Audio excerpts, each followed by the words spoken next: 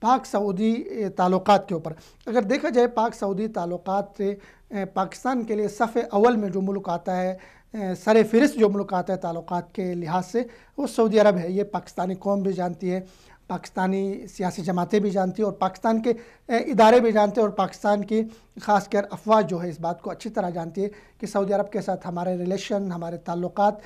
کتنے مضبوط ہیں، کتنے گہرے ہیں، اور کتنے اس میں مضبوطی اور خوبصورتی ہے۔ اگر ہم بات کریں سعودی عرب کے ساتھ ہمارے جو تعلقات ہیں، اس کی بنیاد کہاں پہ پڑی ہے، بہت لوگ نہیں جانتے اس بات کو کہ سعودی عرب کے ساتھ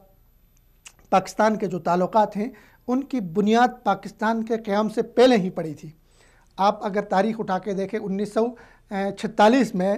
محمد علی جناح، ہمارے جو قائد اعظم رحمۃ اللہ علیہ تھے، انہوں نے اقوام متحدہ میں ایک وفد بھیجا تھا۔ اقوام متحدہ میں جب قائد اعظم رحمۃ اللہ علیہ نے وفد بھیجا تو ان کے ساتھ انڈین کانگریس جو اس وقت کی تھی، انہوں نے بھی ایک وفد بھیجا اقوام متحدہ میں۔ تو اقوام متحدہ میں جب پاکستان نے وفد بھیجا، اور اس وقت ظاہر پاکستان نہیں تھا لیکن مسلم لیگ تھی قائد اعظم کی، تو دونوں وفد وہاں پہ جب